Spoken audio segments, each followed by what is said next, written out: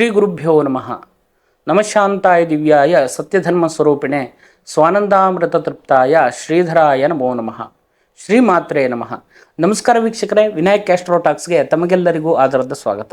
ಈಗಾಗಲೇ ನಮ್ಮ ಚಾನಲ್ನಲ್ಲಿ ಹಿಂದಿನ ತಿಂಗಳದ ಮಾಸ ಭವಿಷ್ಯವನ್ನು ನೋಡಿದ್ದೀರಿ. ಉತ್ತಮ ರೀತಿಯಾಗಿರ್ತಕ್ಕಂಥ ಪ್ರೋತ್ಸಾಹವನ್ನು ಕೊಟ್ಟಿದ್ದೀರಿ. ಇದೇ ರೀತಿಯಾದಂಥ ಪ್ರೋತ್ಸಾಹವನ್ನು ನಾನು ಬಯಸ್ತೇನೆ. ತಮಗೆಲ್ಲರಿಗೂ ಕೂಡ ನಾನು ಆಭಾರಿಯಾಗಿದ್ದೇನೆ. ಇವತ್ತಿನ ದಿವಸ ಜುಲೈ ತಿಂಗಳಿನಲ್ಲಿ ಗ್ರಹಸ್ಥಿತಿಗಳ ಪ್ರಕಾರವಾಗಿ ಗ್ರಹಗಳು ಸಂಚರಿಸುವಾಗ 12 ರಾಶಿಗಳಲ್ಲಿ ಯಾವ ರೀತಿಯಾಗಿರ್ತಕ್ಕಂತಹ ಫಲಾಫಲಗಳಿದೆ ಅಂತ ಹೇಳುವಂಥದ್ದನ್ನು ತಿಳಿದುಕೊಳ್ಳುವ. ಪ್ರಥಮವಾಗಿ ಗ್ರಹಸ್ಥಿತಿಯನ್ನು ನೋಡುವ. ಯಾವ್ಯಾವ ರಾಶಿಗೆ ಯಾವ್ಯಾವ ಗ್ರಹಗಳ ಸ್ಥಾನ ಪಲ್ಲಟ ಇದೆ ಅಂತ ಹೇಳುವಂಥದ್ದನ್ನು ತಿಳಿದುಕೊಳ್ಳುವ. 6ನೇ ತಾರೀಕು ಕರ್ಕಾಟಕ ರಾಶಿಗೆ ಶುಕ್ರನ ಪ್ರವೇಶವಾಗುವಂಥದ್ದು.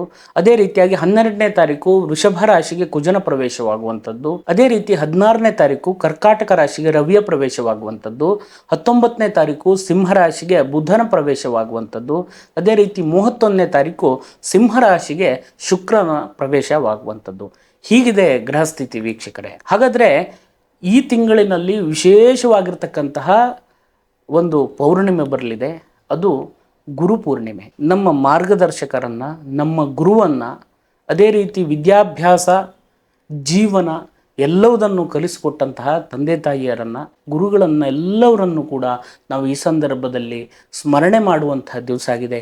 21ನೇ ತಾರೀಕು ಗುರುಪೂರ್ಣಿಮೆ ಇರುವಂಥದ್ದು. ಅವತ್ತಿನ ದಿವಸ ನಮ್ಮ ಎಲ್ಲ ಗುರುಗಳನ್ನು ಕೂಡ ನಾವು ಸ್ಮರಣೆ ಮಾಡುವಂಥದ್ದು, ಗುರುಗಳಿಗೆ ವಿಧೇಯರಾಗಿರುವಂಥದ್ದು, ಗುರುವಿನ ಭಕ್ತಿ, ಗುರುವಿನಲ್ಲಿ ಇರುವಂತಹ ಶ್ರದ್ಧೆ, ಅದೇ ರೀತಿಯಾಗಿ ಗುರುಗಳು ಹಾಕಿಕೊಟ್ಟಂತಹ ಮಾರ್ಗ ನಮ್ಮ ಜೀವನದಲ್ಲಿ ಸಕಲ ವಿಷಯದಲ್ಲಿಯೂ ಕೂಡ ಸಂಸ್ಕಾರವಂತರಾಗಿ ತಗೊಂಡು ಹೋಗಲಿಕ್ಕೆ ಅನುಕೂಲ ಮಾಡಿಕೊಡುವಂತಹ ಒಂದು ಶಕ್ತಿಯಾಗಿರುವಂಥದ್ದು ಗುರುವಿಂದಾಗಿದೆ ವೀಕ್ಷಕರೇ. ಹಾಗಾದ ಕಾರಣ ನಾವೆಲ್ಲರೂ ಕೂಡ 21ನೇ ತಾರೀಕು ಗುರುಪೂರ್ಣಿಮೆಯನ್ನು ಆಚರಿಸಬೇಕಾಗಿದೆ. ಇದರಿಂದಾಗಿ ಗುರುವಿನ ಅನುಗ್ರಹವನ್ನು ನಾವೆಲ್ಲರೂ ಕೂಡ ನಮ್ಮ ಜೀವನಕ್ಕೆ ಪಡಿಬೇಕಾಗಿದೆ ವೀಕ್ಷಕರೇ. ನಾವು ಈ ತಿಂಗಳಿನಲ್ಲಿ ಗ್ರಹಸ್ಥಿತಿ ಪ್ರಕಾರ ಗೋಚಾರ ಫಲವನ್ನು ತಿಳಿದುಕೊಳ್ಳುವ. ಇದು ಗೋಚಾರ ಫಲವಾಗಿರುವುದರಿಂದಾಗಿ ನಿಮ್ಮ ವೈಯಕ್ತಿಕ ಜಾತಕದಲ್ಲಿ ದಶಾಭುಕ್ತಿ ಫಲ ಇರಬಹುದು, ಅಥವಾ ಗೋಚಾರ ಫಲವು ಕೂಡ ಇಂಡಿವಿಜುವಲ್ ಆಗಿರ್ತಕ್ಕಂತಹ ಜಾತಕದಲ್ಲಿ ಫಲಗಳು ಬೇರೆ ಇರ್ತವೆ. ನಿಮ್ಮ ಜಾತಕವನ್ನು, ಜನ್ಮಕುಂಡಲಿಯನ್ನು ನುರಿತ ಜ್ಯೋತಿಷ್ಯರಲ್ಲಿ, ದೈವಜ್ಞರಲ್ಲಿ ವೀಕ್ಷಣೆ ಮಾಡಿಕೊಂಡು ಪರಿಹಾರವನ್ನು ಕಂಡುಕೊಳ್ಳಿ. ಅದೇ ರೀತಿ ಗೋಚಾರ ಫಲವನ್ನು ನಾವು ಇವತ್ತಿನ ದಿವಸ ತಿಳಿದುಕೊಳ್ಳುವ. ಸಿಂಹರಾಶಿಯವರಿಗೆ ಈ ತಿಂಗಳಿನಲ್ಲಿ ಗ್ರಹಸ್ಥಿತಿ ಪ್ರಕಾರವಾಗಿ ಯಾವ ರೀತಿಯಾದಂತಹ ಫಲಾಫಲಗಳಿದೆ ಅಂತ ಹೇಳುವಂಥದ್ದನ್ನು ತಿಳಿದುಕೊಳ್ಳುವ. ನಿಮ್ಮ ರಾಶಿಯಾಧಿಪತಿ ಆಗಿರ್ತಕ್ಕಂಥ ರವಿಯು ಮಿಥುನ ರಾಶಿಯಲ್ಲಿರುವಂಥದ್ದು ಒಳ್ಳೆಯ ರೀತಿಯಾದಂಥ ಫಲವನ್ನು ಅನುಭವಿಸುವಂಥ ಯೋಗಗಳಿದೆ. 11ನೇ ಸ್ಥಾನ ಅದು ಲಾಭ ಸ್ಥಾನ. ಒಳ್ಳೆಯ ಲಾಭಗಳು, ಶರೀರದಲ್ಲಿ ಆರೋಗ್ಯದಲ್ಲಿ ವೃದ್ಧಿ, ಅದೇ ರೀತಿಯಾಗಿ ಸೌಖ್ಯ, ಶ್ರೇಯಸ್ಸು ಎಲ್ಲವೂ ಕೂಡ ಸಿಗುವಂಥ ಯೋಗಗಳು ಈ ಸಂದರ್ಭದಲ್ಲಿರುತ್ತೆ ವೀಕ್ಷಕರೇ. ಇನ್ನು ದ್ವಿತೀಯ ಸ್ಥಾನವನ್ನು ನೋಡೋದಾದರೆ ಧನಸ್ಥಾನ, ಕುಟುಂಬ ಸ್ಥಾನ, ವಾಕ್ ಸ್ಥಾನ, ಈ 3 ವಿಷಯದಲ್ಲಿಯೂ ಕೂಡ, ವಾಕ್ ಅಂದರೆ ಮಾತಿನ ವಿಷಯದಲ್ಲಿ ಸ್ವಲ್ಪ ಜಾಗ್ರತೆ ಇರಬೇಕಾದಂಥ ಅವಶ್ಯಕತೆಗಳಿದೆ. ದುಡ್ಡಿನ ವಿಷಯದಲ್ಲೂ ಕೂಡ ಸ್ವಲ್ಪ ಜಾಗ್ರತೆ ಇರಬೇಕಾಗತ್ತೆ. ಮೋಸ ಆಗುವಂಥ ಸಾಧ್ಯತೆಗಳಿದೆ. ಇನ್ನು ಕುಟುಂಬದಲ್ಲಿಯೂ ಕೂಡ ನಿಮ್ಮ ಮಾತಿನಿಂದಾಗಿ ಕೆಲವಷ್ಟು ವಿರೋಧಗಳು ಬರುವಂಥ ಸಾಧ್ಯತೆಗಳಿದೆ. ಜಾಗ್ರತೆಯಿಂದ ಮುಂದುವರಿರಿ. ಇನ್ನು ತೃತೀಯ ಸ್ಥಾನವನ್ನು ನೋಡೋದಾದರೆ ತೃತೀಯಾಧಿಪತಿ ಆಗಿರ್ತಕ್ಕಂಥ ಶುಕ್ರನು ಮಿತ್ರ ನಕ್ಷತ್ರ ನಿಮ್ಮ 12ನೇ ಸ್ಥಾನದಲ್ಲಿ ಇರೋದರಿಂದಾಗಿ ಒಳ್ಳೆಯ ಸಹಾಯ ಸಹಕಾರಗಳು ಕೊಡ್ತೇವೆ, ಎಲ್ಲ ಮಾಡಿಕೊಡ್ತೇವೆ ಅಂತ ಹೇಳುವಂತಹ ಮಾತನ್ನು ಅಥವಾ ವಿಶ್ವಾಸವನ್ನು, ಆಶ್ವಾಸನೆಯನ್ನು ನಿಮ್ಮ ಸಹೋದರರಾಗಿರ್ಬಹುದು, ನಿಮ್ಮ ಮಿತ್ರರಾಗಿರ್ಬೋದು, ಬಂಧುಗಳಾಗಿರ್ಬೋದು ಕೊಟ್ಟಿರ್ತಾರೆ. ಕೊನೆಯಲ್ಲಿ ಆಗುವಾಗ ಅದು ಕೈತಪ್ಪು ಹೋಗುವಂಥ ಸಾಧ್ಯತೆಗಳಿದೆ. ಯಾಕೆಂತ ಹೇಳಿದರೆ 12ನೇ ಸ್ಥಾನದಲ್ಲಿ ಮಿತ್ರನ ಕ್ಷೇತ್ರದಲ್ಲಿ ಇದ್ದರೂ ಕೂಡ ಮಾತಿನ ಸ್ಥಾನದಲ್ಲಿ ಇರತಕ್ಕಂಥ ಕೇತುವಿನಿಂದಾಗಿ ನಿಮಗೆ ಅದು ಡಿಲೇ ಆಗುವಂಥ ಸಾಧ್ಯತೆಗಿದೆ. ಅಲ್ಟರ್ನೇಟ್ ಆಗಿರ್ತಕ್ಕಂಥ ವ್ಯವಸ್ಥೆಗಳನ್ನು ಮಾಡಿಕೊಂಡಷ್ಟು ಉತ್ತಮ ಅಂತ ಹೇಳುವಂಥದ್ದು ಕಂಡುಬರುತ್ತೆ ವೀಕ್ಷಕರೇ. ಇನ್ನು ನಿಮ್ಮ ಒಂದು ಪರಾಕ್ರಮದಿಂದಾಗಿ ನಿಮ್ಮ ಶತ್ರುಗಳನ್ನು ಅಥವಾ ನಿಮ್ಮ ವಿರೋಧಿಗಳನ್ನು ಎದುರಿಸುವಂಥ ಯೋಗ ಕೂಡ ಈ ಸಂದರ್ಭದಲ್ಲಿರುತ್ತೆ ವೀಕ್ಷಕರೇ. ಇನ್ನು ಚತುರ್ಥ ಸ್ಥಾನವನ್ನು ನೋಡೋದಾದರೆ ಚತುರ್ಥಾಧಿಪತಿ ಆಗಿರ್ತಕ್ಕಂಥ ಕುಜನು ತನ್ನ ಸ್ವಕ್ಷೇತ್ರ ಮತ್ತು ವೃಷಭ ರಾಶಿಯಲ್ಲಿ ಕೂಡ ಶುಕ್ರನ ಕ್ಷೇತ್ರದಲ್ಲಿ ಕೂಡ ಸಂಚಾರ ಮಾಡುವುದರಿಂದಾಗಿ ಉತ್ತಮ ಬದಲಾವಣೆಯನ್ನು ನಿಮ್ಮ ಒಂದು ತಾಯಿಯ ಆರೋಗ್ಯದಲ್ಲಿ ಕಾಣುವಂಥ ಯೋಗಗಳಿದೆ. ಇನ್ನು ತಗೊಂಡಂಥ ಭೂಮಿಯನ್ನು ವೃದ್ಧಿ ಮಾಡುವಂಥ ಯೋಗಗಳಿದೆ, ಅಭಿವೃದ್ಧಿಪಡಿಸುವಂಥ ಯೋಗಗಳಿದೆ. ಇನ್ನು ಲ್ಯಾಂಡ್ ಡೆವಲಪರ್ಸ್ಗೆ ಮತ್ತು ರಿಯಲ್ ಎಸ್ಟೇಟ್ ಉದ್ಯೋಗಗಳನ್ನು ಮಾಡುವವರಿಗೆ, ಬೆಂಕಿ ರಿಲೇಟೆಡ್ ಆಗಿರ್ತಕ್ಕಂಥ ಉದ್ಯೋಗಗಳನ್ನು ಮಾಡುವವರಿಗೆ ಎಲ್ಲವರಿಗೂ ಕೂಡ ಉತ್ತಮ ಫಲವನ್ನು ಅನುಭವಿಸುವಂಥ ಯೋಗ ಈ ಸಂದರ್ಭದಲ್ಲಿರುತ್ತೆ ವೀಕ್ಷಕರೇ. ಇನ್ನು ಪಂಚಮ ಸ್ಥಾನವನ್ನು ನೋಡುವುದಾದರೆ ಪಂಚಮಾಧಿಪತಿ ಆಗಿರ್ತಕ್ಕಂತಹ ಗುರುವು ವೃಷಭ ರಾಶಿಯಲ್ಲಿ ನಿಮ್ಮ ರಾಶಿಯಿಂದ 10ನೇ ಕ್ಷೇತ್ರವಾದಂತಹ ವೃಷಭ ರಾಶಿಯಲ್ಲಿ ಇರೋದರಿಂದಾಗಿ ಮಕ್ಕಳ ಆರೋಗ್ಯದಲ್ಲಿ ಮತ್ತು ವಿದ್ಯಾಭ್ಯಾಸದಲ್ಲಿ, ಅವರ ಚಟುವಟಿಕೆಗಳಲ್ಲಿ, ಅವರ ಕಾರ್ಯಗಳಲ್ಲಿ ಉತ್ತಮ ಪ್ರಗತಿಯನ್ನು ಸಾಧಿಸುವಂತಹ ಯೋಗಗಳಿದೆ. ಇನ್ನು 6ನೇ ಸ್ಥಾನವನ್ನು ನೋಡುವುದಾದರೆ 6ನೇ ಸ್ಥಾನಾಧಿಪತಿಯಾಗಿರ್ತಕ್ಕಂಥ ಶನಿಯು 7ನೇ ಸ್ಥಾನದಲ್ಲಿರೋದರಿಂದಾಗಿ ಕೆಲವಷ್ಟು ಹಳೆಯ ಋಣಗಳನ್ನು ತೀರಿಸುವಂತಹ ಯೋಗಗಳು ಈ ಸಂದರ್ಭದಲ್ಲಿರುತ್ತೆ. ಅಲ್ಪ ಸ್ವಲ್ಪ ಋಣ ಅಂತ ಹೇಳಿದರೆ ಸಾಲ ಅಂತ ಹೇಳಿದರೆ ಬರೀ ದುಡ್ಡು ಅಂತ ಅಷ್ಟೇ ಅಲ್ಲ, ಕೆಲವಷ್ಟು ವಸ್ತುಗಳನ್ನು ತಗೊಂಡಿರ್ತೀರಿ ಅಥವಾ ಯಾವುದೋ ಸಹಾಯ ಸಹಕಾರಗಳನ್ನು ತಗೊಂಡಿರ್ತೀರಿ, ವಾಪಸ್ಸಾಗಿ ಅವರಿಗೆ ಸಹಾಯವನ್ನು ಮಾಡುವಂಥ ಯೋಗಗಳಿದೆ. ಮತ್ತು ನಿಮ್ಮ ಸಂತಾನದ ವಿಷಯದಲ್ಲಿ ಕೂಡ ಸಂತಾನ ಅಪೇಕ್ಷಿತರಿಗೂ ಕೂಡ ಒಳ್ಳೆ ರೀತಿಯಾದಂಥ ಫಲವನ್ನು ಅನುಭವಿಸುವಂಥ ಯೋಗಗಳಿದೆ. ಸ್ವಲ್ಪ ಶತ್ರುಗಳಿಂದ ಜಾಗೃತಿ ಇರಬೇಕಾದಂಥ ಅವಶ್ಯಕತೆಗಳಿದೆ ವೀಕ್ಷಕರೇ. ಇನ್ನು 7ನೇ ಸ್ಥಾನವನ್ನು ನೋಡೋದಾದರೆ ವಿವಾಹಕ್ಕೋಸ್ಕರವಾಗಿ ಒಳ್ಳೆಯ ಸಂಬಂಧವನ್ನು ಹುಡುಕ್ತಾ ಇರುವವರಿಗೆ ಒಳ್ಳೆಯ ಫಲಿತಾಂಶಗಳು, ಒಳ್ಳೆಯ ಸಂಬಂಧಗಳು ಸಿಗುವಂತಹ ಯೋಗಗಳಿದೆ. ದಾಂಪತ್ಯ ಜೀವನದಲ್ಲಿ ಸುಖ ಶಾಂತಿ ನೆಮ್ಮದಿಗಳು ಸಿಗುವಂಥ ಯೋಗಗಳಿದೆ.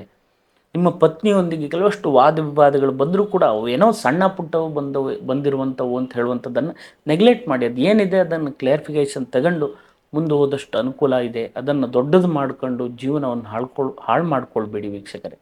ಇನ್ನು 8ನೇ ಸ್ಥಾನವನ್ನು ನೋಡೋದಾದರೆ 8ನೇ ಸ್ಥಾನದಲ್ಲಿರತಕ್ಕಂಥ ರಾಹುವಿನಿಂದಾಗಿ ಸ್ವಲ್ಪ ವಾಹನ ಚಲಿಸುವಾಗ ಜಾಗ್ರತೆಯಿಂದ ಚಲಿಸಿ, ಅಥವಾ ಎತ್ತರದ ಸ್ಥಳದಲ್ಲಿ ಚಲಿಸುವಾಗ ಸ್ವಲ್ಪ ಜಾಗ್ರತೆಯಿಂದ ಚಲಿಸಬೇಕಾದಂಥ ಅವಶ್ಯಕತೆಗಳಿದೆ ವೀಕ್ಷಕರೇ. ಇನ್ನು 9ನೇ ಸ್ಥಾನವನ್ನು ನೋಡೋದಾದರೆ 9ನೇ ಸ್ಥಾನದಲ್ಲಿ ತನ್ನ ಸ್ವಕ್ಷೇತ್ರದಲ್ಲಿರ್ತಕ್ಕಂಥ ಕುಜನಿಂದಾಗಿ ಒಳ್ಳೆಯ ಕೆಲಸ ಕಾರ್ಯಗಳು, ಒಳ್ಳೆಯ ಅಭಿವೃದ್ಧಿ, ಒಳ್ಳೆಯ ಯೋಜನೆಯಿಂದಾಗಿ ನಿಮಗೆ ಕೀರ್ತಿ, ಗೌರವ, ಸನ್ಮಾನ ಎಲ್ಲವೂ ಕೂಡ ಸಿಗುವಂಥ ಯೋಗಗಳಿದೆ. 9ನೇ ಸ್ಥಾನದಲ್ಲಿ ತನ್ನ ಸ್ವಕ್ಷೇತ್ರದಲ್ಲಿರತಕ್ಕಂಥ ಕುಜನಿಂದಾಗಿ ಭಾಗ್ಯ, ಧರ್ಮ, ದಯಾ, ಪುಣ್ಯ ಇದೆಲ್ಲವೂ ಕೂಡ ವೃದ್ಧಿ ಆಗುವಂಥದ್ದು, ಒಳ್ಳೆಯ ಭಾಗ್ಯವು ಸಿಗುವಂಥದ್ದು, ಪುಣ್ಯಾಂಶಗಳು ಕೂಡ ತೀರ್ಥಕ್ಷೇತ್ರಗಳಿಗೆ ಸಂಚಾರ ಮಾಡೋದ್ರಿಂದ ಪುಣ್ಯಾಂಶಗಳು ಸಿಗುವಂಥದ್ದು, ಅದೇ ರೀತಿ ಗುರುಜನರ ಸಹವಾಸದಿಂದ ಒಳ್ಳೆಯ ಪುಣ್ಯಾಂಶಗಳು ಸಿಗುವಂಥದ್ದು, ದಯೆ, ಪ್ರಾಣಿ ಪಕ್ಷಿಗಳಲ್ಲಿ ಇರುವಂಥದ್ದು, ಭೂತ ಪ್ರೀತಿ ಮನುಷ್ಯರಲ್ಲಿ ಇರ್ಬೋದು, ಪ್ರಾಣಿ ಪಕ್ಷಿಗಳಲ್ಲಿ ಇರ್ಬೋದು, ಪ್ರೀತಿಸುವಂಥದ್ದು, ಅನ್ನವನ್ನು ಕೊಡುವಂಥ ಯೋಗಗಳಿದೆ. ಇದರಿಂದಾಗಿ ಒಳ್ಳೆಯ ಗೌರವ, ಕೀರ್ತಿಯು ವೃದ್ಧಿಯಾಗುವಂಥ ಯೋಗಗಳಿದೆ ವೀಕ್ಷಕರೇ. ಇನ್ನು 10ನೇ ಸ್ಥಾನವನ್ನು ನೋಡೋದಾದರೆ 10ನೇ ಸ್ಥಾನದಲ್ಲಿರ್ತಕ್ಕಂಥ ಗುರುವಿನಿಂದಾಗಿ ನಿಮ್ಮ ಉದ್ಯೋಗದಲ್ಲಿ ಒಳ್ಳೆಯ ಬದಲಾವಣೆಯನ್ನು ಕಾಣುವಂಥ ಯೋಗಗಳಿದೆ. ಯಾವುದೇ ರೀತಿಯ ಒತ್ತಡಗಳಿರಬಹುದು ಅಥವಾ ಉದ್ಯೋಗ ಇಲ್ಲದೇ ಇರುವವರಿಗೂ ಕೂಡ ಉದ್ಯೋಗ ಸಿಗುವಂಥ ಯೋಗಗಳಿದೆ. ಉದ್ಯೋಗ ಮಾಡ್ತಾ ಇದ್ದೇವೆ, ಏನು ಸ್ಯಾಟಿಸ್ಫ್ಯಾಕ್ಷನ್ ಇಲ್ಲ ಅಂತ ಹೇಳುವಂಥ ಚಿಂತನೆ ಮಾಡ್ತಾ ಇರುವವರಿಗೂ ಒಳ್ಳೆಯ ಫಲ ಅನುಭವಿಸುವಂಥ ಯೋಗಗಳಿದೆ ವೀಕ್ಷಕರೇ. ಇನ್ನು 11ನೇ ಸ್ಥಾನವನ್ನು ನೋಡೋದಾದರೆ 11ನೇ ಸ್ಥಾನಾಧಿಪತಿಯಾಗಿರ್ತಕ್ಕಂಥ ಬುಧನು 12ನೇ ಕ್ಷೇತ್ರದಲ್ಲಿರುವಂಥದ್ದು, ನಿಮ್ಮ ರಾಶಿಯಾಧಿಪತಿ 11ರಲ್ಲಿರುವಂಥದ್ದು, ಆತ್ಮಪ್ರಭಾವಕಾರಕನಾಗಿರ್ತಕ್ಕಂತಹ ರವಿಯ ಒಂದು ಫಲದಿಂದಾಗಿ ಉತ್ತಮ ಬದಲಾವಣೆ ನಿಮ್ಮ ಲಾಭಾಂಶದಲ್ಲಿ ಸಿಗುತ್ತೆ ವೀಕ್ಷಕರೇ. ಇನ್ನು ರವಿಯು 12ನೇ ಕ್ಷೇತ್ರದಲ್ಲಿ ಅಂದರೆ ಚಂದ್ರನ ಕ್ಷೇತ್ರ ಕರ್ಕಾಟಕ ರಾಶಿಯಲ್ಲಿ ಸಂಚರಿಸುವಾಗ ಸ್ವಲ್ಪ ನಿಮ್ಮ ಕೆಲವಷ್ಟು ವಿಷಯಗಳಲ್ಲಿ ಜಾಗೃತಿಯಿಂದ ಮುಂದುವರಿರಿ. ಕೆಲವಷ್ಟು ನಿಮ್ಮ ಬಂಧುಗಳಾಗಿಂದ ಇರಬಹುದು ಅಥವಾ ಮಿತ್ರರಿಂದಾಗಿರಬಹುದು ವಿಶ್ವಾಸಕ್ಕೆ ದ್ರೋಹಗಳೆಲ್ಲ ಬರುವಂಥ ಸಾಧ್ಯತೆಗಳಿದೆ. ಜಾಗ್ರತೆಯಿಂದ ಮುಂದುವರಿರಿ. ಅದೇ ರೀತಿ ಸ್ವಲ್ಪ ನೀವು ಗಮನವಿಟ್ಟು ನೋಡಬೇಕಾದಂಥ ವಿಷಯ ಏನು ಅಂತ ಹೇಳಿದರೆ, ನಿಮ್ಮ ಸ್ನೇಹಿತರಾಗಿರಬಹುದು ಅಥವಾ ಬೇರೆ ಹೊಸ ಪರಿಚಯಸ್ಥರಿಂದಾಗಿರ್ಬೋದು ಕೆಲವಷ್ಟು ದುರ್ಮಾರ್ಗಕ್ಕೆ ನಿಮ್ಮ ಮನಸ್ಥಿತಿಗಳು ಎಳೆಯುವಂಥ ಸಾಧ್ಯತೆಗಳಿದೆ. ಸರಿಯಾದಂಥ ದಾರಿಯಲ್ಲಿ ಈಗಾಗಲೇ ನೀವು ಬಂದಿರತಕ್ಕಂತಹ ಒಳ್ಳೆಯ ಸಂಸ್ಕಾರಯುತವಾದಂಥ ದಾರಿಯಲ್ಲಿ ಮುಂದುವರೆದಷ್ಟು ಅನುಕೂಲ ಇದೆ ಅಂತ ಹೇಳುವಂಥದ್ದು ಕಂಡುಬರುತ್ತೆ ವೀಕ್ಷಕರೇ. ಇದಿಷ್ಟೆಲ್ಲ ಒಳ್ಳೆಯ ಫಲಗಳಿದ್ದರೂ ಕೂಡ ಅಲ್ಪ ಸ್ವಲ್ಪ ದೋಷ ಫಲಗಳು ಕೂಡ ಇರೋದರಿಂದಾಗಿ ನಾವು ಯಾವ ದೇವರ ಆರಾಧನೆಯಿಂದಾಗಿ ಇದನ್ನೆಲ್ಲ ಸರಿಪಡಿಸಿಕೊಳ್ಬಹುದು ಅಂತ ಹೇಳುವಂಥದ್ದನ್ನು ನೋಡುವುದಾದರೆ ಗಣಪತಿ ದೇವರ ಆರಾಧನೆಯಿಂದಾಗಿ ಒಳ್ಳೆಯ ರೀತಿಯಾದಂಥ ಫಲಗಳಿದೆ. ಗಣಪತಿ ದೇವರಿಗೆ ನೆನಗಡಲೆಯನ್ನು, ಕೆಂಪು ಕಡಲೆಯನ್ನು ನೆನೆಸಿಟ್ಟು ನೈವೇದ್ಯ ಮಾಡುವುದರಿಂದಾಗಿ, ಅಥವಾ ನಿಮ್ಮ ಹತ್ತಿರದ ದೇವಸ್ಥಾನದಲ್ಲಿ ಗಣಪತಿಯ ದೇವಸ್ಥಾನ ಇದ್ದರೆ ಅಲ್ಲಿ ಒಂದು ಕಟ್ಟು ಗರ್ಕೆಯನ್ನು ಪ್ರತಿನಿತ್ಯ ತಗೊಂಡು ಹೋಗಿ ಕೊಟ್ಟು ಪ್ರಾರ್ಥನೆಯನ್ನು ಮಾಡುವುದರಿಂದ ಒಳ್ಳೆಯ ರೀತಿಯಾದಂಥ ಫಲಗಳು ನಿಮಗೆ ಸಿಗುತ್ತೆ ಅಂತ ಹೇಳುವಂಥದ್ದನ್ನು ಈ ಮೂಲಕವಾಗಿ ಹೇಳ್ತಾ ಇದ್ದೇನೆ ವೀಕ್ಷಕರೇ. ಇನ್ನೂ ಹೆಚ್ಚಿನದಾಗಿರ್ತಕ್ಕಂಥ ಫಲಾಫಲಗಳು ನಿಮ್ಮ ಜೀವನದಲ್ಲಿ ನಿಮಗೆ ಸಿಗಲಿ ಅಂತ ಹೇಳುವಂಥ ಪ್ರಾರ್ಥನೆಯನ್ನು ನನ್ನ ಆರಾಧ್ಯ ದೇವರಲ್ಲಿ ಕೂಡ ನಾನು ಮಾಡ್ತೇನೆ. ತಮಗೆಲ್ಲರಿಗೂ ಒಳ್ಳೆಯದಾಗಲಿ. ನಮಸ್ಕಾರ. ಶುಭಂ ಭೂಯಾತ್. ಈ ವಿಡಿಯೋ ಇಷ್ಟ ಆದಲ್ಲಿ ಲೈಕ್ ಮಾಡಿ, ಶೇರ್ ಮಾಡಿ, ಸಬ್ಸ್ಕ್ರೈಬ್ ಮಾಡಿ. ಒಳ್ಳೆಯ ರೀತಿಯಾದಂತಹ ಪ್ರೋತ್ಸಾಹವನ್ನು ಕೊಟ್ಟಿದ್ದೀರಿ. ನಿಮ್ಮ ಪ್ರೋತ್ಸಾಹಕ್ಕೆ ನಾನು ಆಭಾರಿಯಾಗಿದ್ದೇನೆ. ವೀಕ್ಷಕರೇ, ಜ್ಯೋತಿಷ್ಯಕ್ಕೆ ಸಂಬಂಧಪಟ್ಟಿರ್ತಕ್ಕಂಥ ಯಾವುದೇ ವಿಷಯಗಳನ್ನಾದರೂ ಕೂಡ ನೇರವಾಗಿ ಬಂದು ಪರಿಶೀಲನೆ ಮಾಡಿಕೊಂಡು ಬೇಕಾದಂಥ ಪರಿಹಾರವನ್ನು ಕಂಡುಕೊಳ್ಳಿ. ಕೆಳಗಡೆ ಕಾಣಿಸಿರತಕ್ಕಂತಹ ನಂಬರ್ಗೆ ಫೋನ್ ಮಾಡಿ ಅಪಾಯಿಂಟ್ಮೆಂಟನ್ನು ತಗೊಳ್ಳಿ.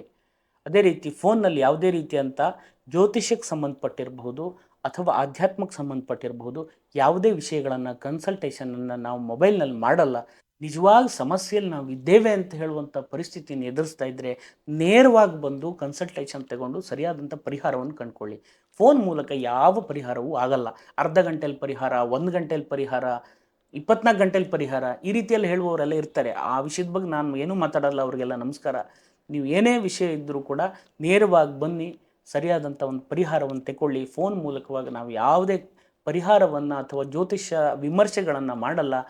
ನಮಗೆಲ್ರಿಗೂ ಒಳ್ಳೆಯದಾಗಲಿ. ನಮಸ್ಕಾರ. ಶುಭಂ ಭೂಯಾತ್.